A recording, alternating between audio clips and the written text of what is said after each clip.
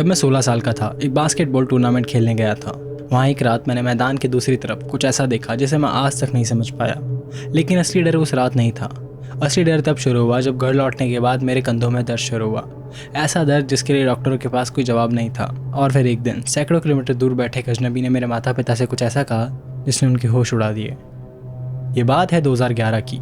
उस समय मैं 16 साल का था और स्कूल की बास्केटबॉल टीम में खेलता था। उस समय में मेरी ज़िंदगी काफ़ी सिंपल थी। स्कूल, बास्केटबॉल, दोस्तों के साथ मस्ती और कभी कभी पढ़ाई। मेरा ज़्यादातर समय कोर्ट पर ही गुजरता था। एक दिन हमारे कोच ने बताया कि हमारी टीम को पंजाब के एक छोटे से कस्बे में होने वाले इंटर स्कूल बास्केटबॉल टूर्नामेंट में हिस्सा लेना है। पूरी टीम काफ़ी एक्साइटेड थी। हम में से ज़्यादातर लड़के पहली बार किसी दूसरे शहर में जाकर खेलने वाले थे, लेकिन उससे भी ज़्यादा मज़ा दोस्तों के साथ कुछ दिन बाहर रहने का था। जिस दिन निकलना था, मैं सुबह अलार्म बजने से पहले ही उठ गया था। माँ ने हमेशा की तरह 10 बार पूछा कि सब सामान रख लिया है या नहीं। जर्सी, जूते, कपड़े, टूथब्रश, सब कुछ दोबारा चेक करवाया। उस समय मुझे ये सब थोड़ा इरिटेटिंग लगता था, लेकिन आज समझ आता है कि वो सब मेरी फिक्र ही कर रही थी। सुबह हम सब स्कूल पहुंचे और थोड़ी देर बाद बस निकल गई। पूरा रास्ता हंसी मजाक में बीता।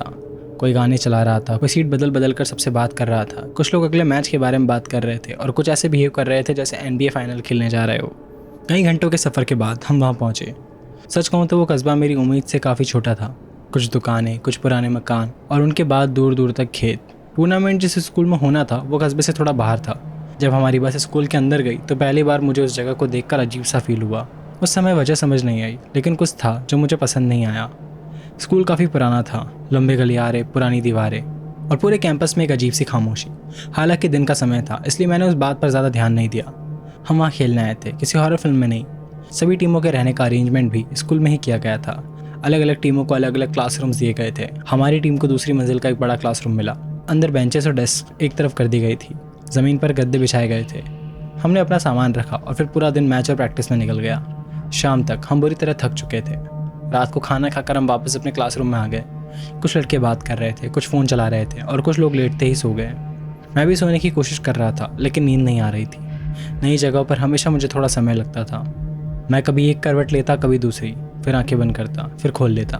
तभी मेरे पास लेटे एक दोस्त ने धीरे से कहा, सोया नहीं अभी तक? मैंने कहा, नहीं यार। वो हंसा, मुझे भी नींद नहीं आ रही।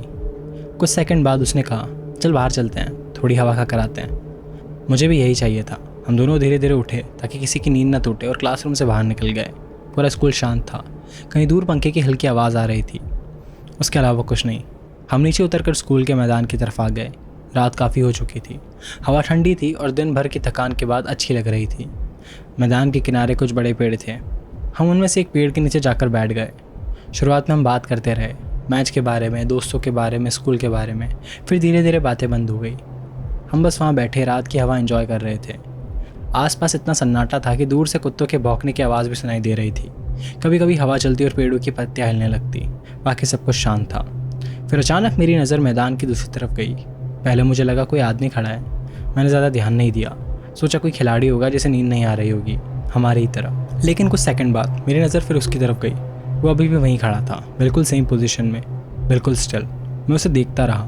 मेरे दोस्त ने पूछा, क्या हुआ? मैंने जवाब नहीं दिया, पता नहीं क्यों, लेकिन उसे देखते ही मेरे अंदर अजीब सा डर पैदा होने लगा था। अब अंधेरे में भी मैं उसे साफ खड़ा देख पा रहा था। वो काफ़ी लंबा था और बहुत पतला। ऐसा लग रहा था जैसे उसने गंदे सफ़ेद रंग के कपड़े पहने हो। वो कुछ कर नहीं रहा था, बस खड़ा था।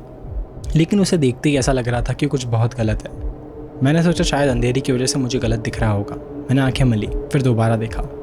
वो अब भी वहीं था और इस बार मुझे ऐसा लगा कि वो हमारी तरफ देख रहा है। मेरा गला सूखने लगा, दिल की धड़कन अचानक तेज़ हो गई। दोस्त ने फिर कहा, क्या देख रहा है? मैं जवाब देने ही वाला था कि तभी बादलों के पीछे से चांद निकला। उसकी हल्की सी रोशनी सीधे उस फिगर के चेहरे पर पड़ी और उसी पल मेरे शरीर में जैसे करंट दौड़ गया। वो किसी बड़े इंसान का चेहरा नहीं था, वो एक छोटे बच्चे का चेहरा था, शायद 3 या 4 साल के बच्चे जैसा।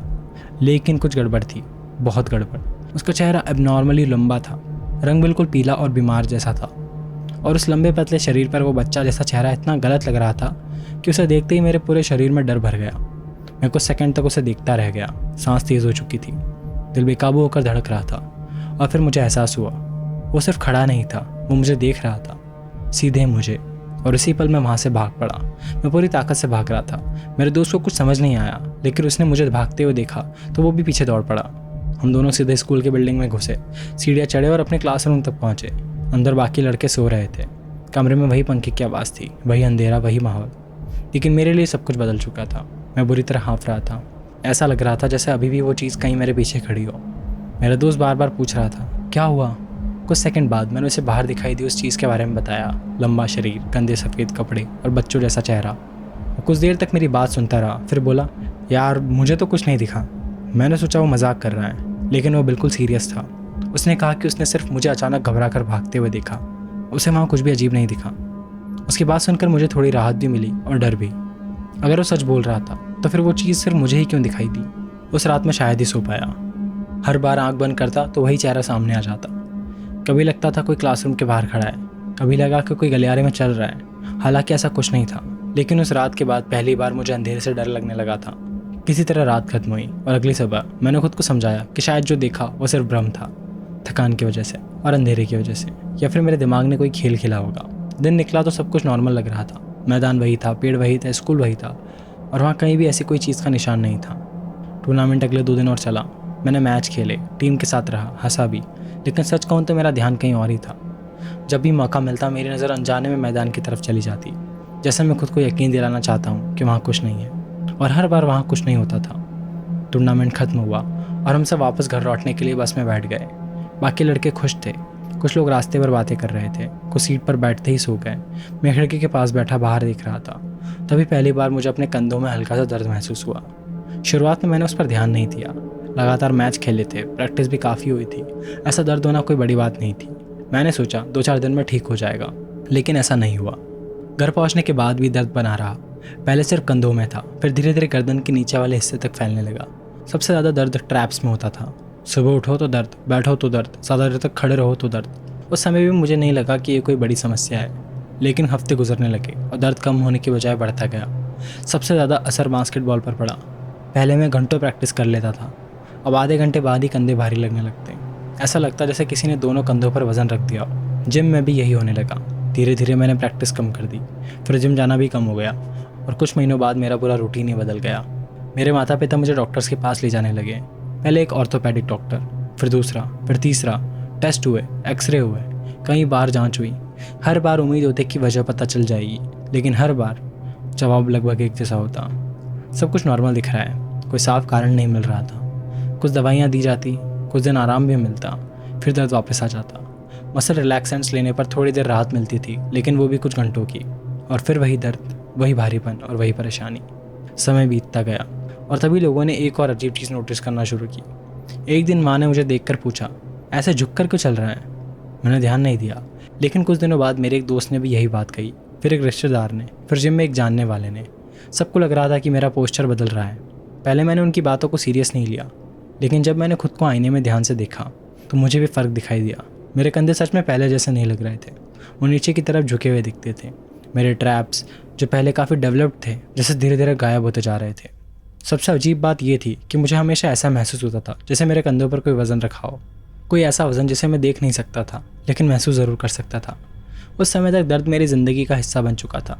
मैं ठीक से प्रैक्टिस नहीं कर पा रहा था, जिम लगभग छूट चुका था, पढ़ाई पर भी असर पड़ने लगा था, और सबसे परेशान करने वाली बात यह थी कि किसी को समझ नहीं आ रहा था कि आखिर मेरे साथ ऐसा हो क्यों रहा है।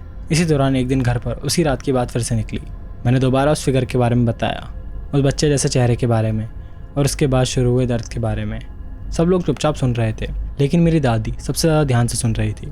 जब मैं अपनी बात खत्म कर चुका था तो उन्होंने कुछ सेकंड तक मेरी तरफ देखा, फिर मेरे कंधों की तरफ देखा और बहुत धीमी आवाज़ में कहा, मुझे नहीं लगता कि ये सिर्फ दर्द है। दादी की बात सुनकर घर में कुछ देर के लिए सन्नाटा छा गया। मेरे पापा ने तुरंत उस बात को गंभीरता से नहीं लिया। सच कहूँ तो मैं खुद भी नहीं लेना चाहता था। मुझे डर ज़रूर लग रहा था, लेकिन मैं मानने को तैयार नहीं था कि मेरे कंधों का दर्द किसी ऐसी चीज़ से जुड़ा हो सकता है जिसे मैंने एक रात अंधेरे में देखा था। फिर भी एक बात सबको परेशान कर रही थी, दर्द बढ़ रहा था, मेरा पोस्चर बदल रहा था, और इतने महीने बाद भी किसी डॉक्टर के पास कोई जवाब नहीं था। दादी के कहने पर घर पर एक हवन कराया गया, फिर पूजा हुई, कुछ और धार्मिक उपाय किए। हर बार उम्मीद होती थी कि शायद अब कुछ फ़र्क पड़ेगा, लेकिन कुछ नहीं बदला। दर्द वैसा का वैसा बना रहा। आखिरकार एक दिन दादी ने कहा कि हमें एक तांत्रिक के पास जाना चाहिए। मुझे आज भी याद है, उस बात पर घर में काफ़ी बहस हुई थी। पापा बिल्कुल तैयार नहीं थे, उन्हें ऐसी चीज़ों पर विश्वास ही नहीं था, लेकिन दूसरी तरफ कोई समाधान भी नहीं था। कई डॉक्टर, कई टेस्ट, कई दवाइयाँ, और फिर भी कोई जवाब नहीं। आखिरकार घर वालों ने फैसला किया कि एक बार जाकर देख लेना चाहिए, आखिर नुकसान ही क्या है। कुछ दिन बाद हम निकल पड़े। वो गांव काफ़ी दूर था, करीब 7 घंटे का सफ़र।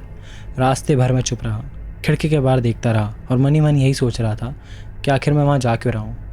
क्या सच में कुछ ऐसा हो सकता है जैसे डॉक्टर ना समझ पाए, या मैं बस बेवजह डर रहा हूँ। जितना हम गांव के करीब पहुँचते गए मेरी बेचैनी बढ़ती गई। शाम तक हम वहाँ पहुँच गए। वहाँ पहले से कई लोग मौजूद थे। कुछ परिवार बाहर इंतज़ार कर रहे थे, कुछ लोग अंदर से निकल रहे थे। किसी के चेहरे पर उम्मीद थी, किसी के चेहरे पर थकान। हम भी अपनी बारी का इंतज़ार करने लगे। करीब 1 घंटे बाद हमारा नंबर आया। मुझे आज भी वो पल बिल्कुल साफ़ याद है। जैसे ही मैं अंदर गया, वहाँ बैठे व्यक्ति ने मेरी तरफ देखा, बस एक नज़र, और अगले ही पल उसका चेहरा बदल गया। वो अचानक तेज़ आवाज़ में कुछ बोलने लगा, फिर मेरी तरफ देखने लगा। ऐसा लग रहा था कि जैसे उसे कुछ दिखाई दे रहा हो, कुछ ऐसा जो मुझे नहीं दिखाई दे रहा था। मेरी बेचैनी अचानक कई गुना बढ़ गई। मैंने अपने माता पिता की तरफ देखा, वो भी समझ नहीं पा रहे थे कि आखिर हो क्या रहा है। तो अचानक उसने कहा कि मुझे वहाँ से अलग ले जाया जाए। मुझे एक अलग तंबू जैसी जगह पर बैठा दिया गया। मैं अंदर अकेला बैठा था और बाहर क्या बात हो रही थी मैं ठीक से सुन नहीं पा रहा था। फिर कुछ मिनट बाद बाहर से आवाज़ आने लगी। मैंने ध्यान लगाने की कोशिश की और तभी मैंने कुछ ऐसा सुना जिसने मेरे शरीर में सिहरन दौड़ा दी। वो मेरे माता पिता को किसी चीज़ का वर्णन कर रहा था, किसी चीज़ के बारे में बता रहा था। एक लंबे पतले फिगर का, गंदे सफ़ेद कपड़ों का और एक छोटे बच्चे जैसे चेहरे का। मैं वहीं बैठा रह गया। मेरे हाथ कांपने लगे। मैंने उस फिगर के बारे में सिर्फ अपने परिवार को बताया था। हम अपने शहर से सैकड़ों किलोमीटर दूर थे। वो आदमी मुझे पहली बार दिख रहा था, फिर भी वो उस चीज़ का वर्णन कर रहा था जो मैंने उस रात देखी थी। लेकिन असली झटका अभी बाकी था। कुछ सेकंड बाद उसने कहा, ये इसके कंधों पर बैठा है। आज भी वो लाइन मुझे वर्ड टू वर्ड याद है, ये इसके कंधों पर बैठा है। कुछ सेकंड के लिए वहाँ पूरी खामोशी छा गई। मेरे माता पिता कुछ बोल नहीं पाए और अंदर बैठा हुआ मैं पहली बार सच में डर गया था। उसने कहा कि वो चीज़ मेरे कंधे पर ऐसे बैठी हुई है जैसे कोई छोटा बच्चा अपने पिता के कंधों पर बैठता है। उसके पैर दोनों तरफ लटके हुए हैं और वही चीज़ मेरे शरीर पर दबाव डाल रही है। उस पल मेरे दिमाग में जैसे पिछले कई महीनों की सारी बातें एक साथ जुड़ गई। कंधों का दर्द, हमेशा महसूस होने वाला भारीपन, कंधों का नीचे झुकना, ट्रैप्स का गायब होना, सब कुछ। मैं पहली बार सच में डर गया था। उस रात मैदान में जो डर लगा था उससे भी ज़्यादा, क्योंकि उस समय तक वो सिर्फ एक याद थी। लेकिन अब कोई कह रहा था कि वो चीज़ अभी भी मेरे साथ है। मैं वहाँ से भाग जाना चाहता था, लेकिन मेरे पैर जैसे ज़मीन पर जमे हुए थे। कुछ देर बाद झाड़ा शुरू हुआ। मुझे ठीक ठीक याद नहीं कि उस दौरान क्या हुआ। आज इतने सालों बाद उससे एक याद धुंधली है। मुझे बस इतना याद है कि मैं बहुत डरा हुआ था, मानसिक रूप से पूरी तरह टूट चुका था। समय का भी अंदाज़ा नहीं रहा, शायद 1 घंटा, शायद उससे भी ज़्यादा। फिर एक समय ऐसा आया जब मुझे चक्कर आने लगे, आवाज़ें दूर दूर से सुनाई देने लगी और उसके बाद मुझे कुछ याद नहीं। जब मेरी आंखें खुली मैं कार में था, हम वापस लौट रहे थे। कुछ सेकंड तक मुझे समझ ही नहीं आया कि मैं कहाँ हूँ। फिर धीरे धीरे सब याद आने लगा। मैंने सबसे पहले अपने कंधे हिलाए, फिर गर्दन घुमाई, फिर सीधा बैठ गया और तभी मुझे एहसास हुआ अब दर्द नहीं था, बिल्कुल भी नहीं। मैंने दोबारा कंधे घुमाए, फिर हाथ ऊपर उठाए, फिर गर्दन पीछे की। महीनों से जो दर्द मेरे साथ था वो गायब हो चुका था। मैंने अपने पापा की तरफ देखा, उन्होंने कुछ नहीं कहा। माँ भी चुप थी, मैं भी चुप था और दादी भी।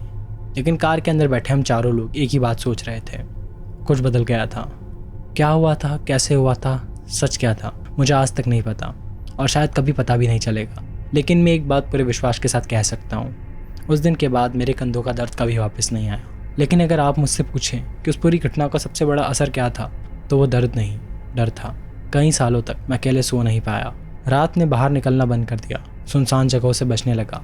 आज भी अगर मुझे किसी अंधेरे जगह पर अकेला खड़ा होना पड़े तो सबसे पहले मेरे दिमाग में वही चेहरा आता है, वही लंबा पतला शरीर, वही बीमार सा बच्चा जैसा चेहरा और वही एहसास कि कहीं अंधेरे में खड़ा कोई मुझे देख रहा है। अगर आपके पास भी कोई स्टोरी है जो आप मेरे साथ शेयर करना चाहते हैं, चाहे वो पैरानॉर्मल हो या नॉन पैरानॉर्मल, आप डिस्क्रिप्शन में दिए गए मेल पर dayshirtstory@gmail.com पर अपनी स्टोरी शेयर कर सकते हैं।